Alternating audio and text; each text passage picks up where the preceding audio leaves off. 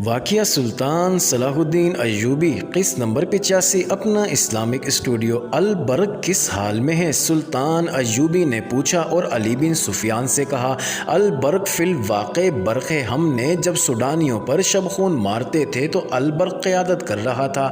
صحرائی چھاپوں میں اس کی نظریں نہیں ملتی۔ سالار اعظم عماد نے کہا آدھا دستہ اللہ کے نام پر قربان ہو چکا ہے، میرے گروہ میں سے صرف میں رہ گیا ہوں۔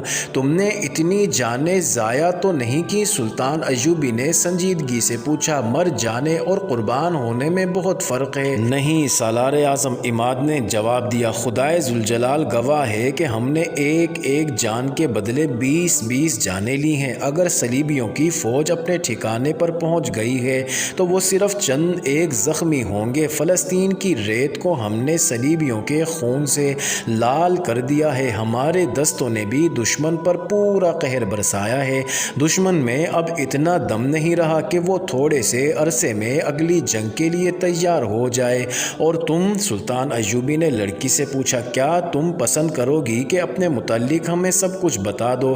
سب کچھ بتا دوں گی، ایونا نے کہا اور اس کے آنسو بہنے لگے۔ عماد شامی۔ سلطان ایوبی نے عماد سے کہا فوجی آرام گاہ میں چلے جاؤ، نہاؤ دھو، آج کے دن اور آج کی رات آرام کرو، کل واپس اپنے جیش میں چلے جانا۔ میں دشمن کے 2 گھوڑے بھی لایا ہوں۔ عماد نے کہا ان کی تلواریں بھی ہیں، گھوڑے استبل میں اور تلواریں اسلحہ خانے میں دے دو۔ سلطان ایوبی نے کہا اور ذرا سوچ کر کہا اگر ان گھوڑوں میں کوئی تمہارے گھوڑے سے بہتر ہو تو بدل لو، باہر کے محاذ پر گھوڑے کی کیا حالت ہے؟ کوئی پریشانی نہیں، عماد نے بتایا، اپنا ایک گھوڑا ضائع ہوتا ہے تو ہمیں صلیبیوں کے 2 گھوڑے مل جاتے ہیں۔ عماد سلام کر کے باہر نکل گیا۔ اس نے امانت صحیح جگہ پہنچا دی تھی۔ ادھر سے تو وہ فارغ ہو گیا، لیکن اس کے دل پر بوجھ تھا۔ یہ جذبات کا بوجھ تھا، یہ بچپن کی یادوں کا بوجھ تھا، اور یہ اس کے باپ کی محبت کا بوجھ تھا جو کیمپ میں پڑا تھا۔ وہ تذبذب میں مبتلا تھا۔ جنگ ختم ہونے تک وہ باپ سے ملنا نہیں چاہتا تھا۔ ڈر تھا کہ باپ کی محبت اور دل کے پرانے زخم اس کے فرض کے راستے میں حائل ہو جائیں گے۔ وہ اپنے گھوڑے کے پیچھے 2 گھوڑے باندھے استبل کی طرف جا رہا تھا۔ اسے ماحول کا کوئی ہوش نہیں تھا۔ گھوڑا اسے ایک گھاٹی پر لے گیا۔ اس نے سامنے دیکھا شوبک کا قصبہ اسے نظر آ رہا تھا۔ وہ رک گیا اور اس قصبے کو دیکھنے لگا جہاں وہ پیدا ہوا تھا اور جہاں سے جلا وطن ہوا تھا۔ اس پر جذبات نے رکت طاری کر دی۔ راستے سے ہٹ کر رکو سوار، اسے کسی کی آواز نے چکا دیا۔ اس نے گھوم کر دیکھا پیچھے ایک گھڑ سوار دستہ آ رہا تھا۔ اس نے گھوڑے ایک طرف کر لیے۔ جب دستے کا اگلا سوار اس کے قریب سے گزرا تو عماد سے پوچھا باہر سے آئے ہو، وہاں کی کیا خبر ہے؟ اللہ کا کرم ہے دوستو، اس نے جواب دیا، دشمن ختم ہو رہا ہے، شوبک کو کوئی خطرہ نہیں۔ دستے آگے چلا گیا تو عماد دائیں طرف چل پڑا۔ میں نے آپ سے کچھ بھی نہیں چھپایا، ایونا سلطان ایوبی اور علی بن سفیان کے سامنے بیٹھی کہہ رہی تھی۔ وہ بتا چکی تھی کہ وہ جاسوس ہے۔ اس نے یہ بھی بتایا تھا کہ وہ قاہرہ میں 1 مہینہ رہ چکی ہے۔ اس نے وہاں کے چند ایک سرکردہ مسلمانوں کے نام بھی بتائے تھے جو سلطان ایوبی کے خلاف سرگرم تھے، اور اس نے یہ بھی بتایا تھا کہ صلیبیوں کی طرف سے سوڈانیوں کو بہت مدد مل رہی ہے اور صلیبی فوج کے تجربہ کار کمانڈر سوڈانیوں کو شبخون مارنے کی ٹریننگ دے رہے ہیں۔ ایونا نے کسی استفسار کے بغیر ہی اتنی زیادہ باتیں بتا دیں جو جاسوس اذیتوں کے باوجود نہیں بتایا کرتے، کیونکہ ان میں ان کی اپنی ذات بھی ملوث ہوتی ہے۔ اس سے علی بن سفیان شک میں پڑ گیا۔ ایونا، علی بن سفیان نے کہا، میں بھی تمہارے فن کا فنکار ہوں، میں تمہیں خراج تحسین پیش کرتا ہوں کہ تم اونچے درجے کی فنکار ہو۔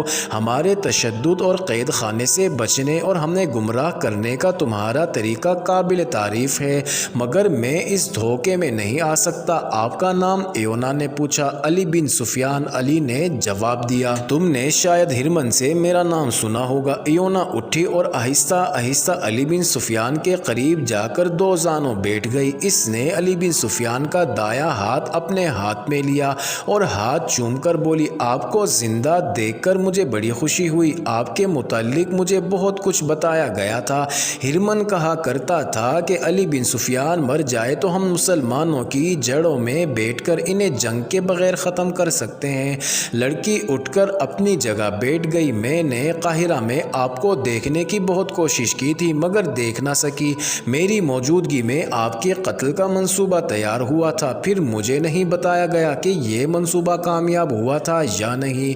مجھے شوبک میں بلا لیا گیا تھا۔ ہم کس طرح یقین کر لیں کہ تم نے جو کچھ کہا ہے سچ کہا ہے؟ علی بن سفیان نے پوچھا۔ آپ مجھ پر اعتبار کیوں کرتے؟ لڑکی نے جھنجھلا کر کہا۔ اس لیے کہ تم صلیبی ہو۔ سلطان ایوبی نے کہا، اگر میں آپ کو یہ بتا دوں کہ میں صلیبی نہیں مسلمان ہوں تو آپ کہیں گے کہ یہ بھی جھوٹ ہے۔ لڑکی نے کہا، میرے پاس کوئی ثبوت نہیں۔ 16-17 سال گزرے، میں اسی قصبے سے اغوا ہوئی تھی۔ یہاں آ کر مجھے پتا چلا کہ میرا باپ کیمپ میں ہے۔ اس نے اپنے باپ کا نام بتایا اور یہ بھی بتایا کہ اسے اپنے باپ کا نام اب معلوم ہوا ہے۔ اس نے سنایا کہ عماد نے اسے کس طرح صحرا سے بچایا تھا اور وہ رات کو اسے قتل کرنے لگی مگر اس کا خنجر والا ہاتھ اٹھتا ہی نہیں تھا۔ اس نے کہا، میں نے دن کے وقت اس کے چہرے اور اس کی آنکھوں میں نظر ڈالی تو میرے دل میں کوئی ایسا احساس بیدار ہو گیا جس نے مجھے شک میں ڈال دیا کہ میں عماد کو پہلے سے جانتی ہوں یا اسے کہیں دیکھا ضرور ہے۔ مجھے یاد نہیں آ رہا تھا۔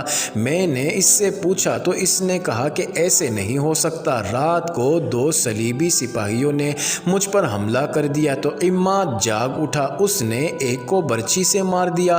میں اس وقت تک اپنے آپ کو صلیبی سمجھتی تھی، میری ہمدردیاں صلیبیوں کے ساتھ تھی مگر میں نے دوسرے صلیبی سپاہی کو خنجر سے ہلاک کر دیا اور مجھے خوشی اس پر نہیں ہوئی کہ میں نے ان سے اپنی عزت بچائی ہے بلکہ اس پر ہوئی کہ میں نے عماد کی جان بچائی ہے۔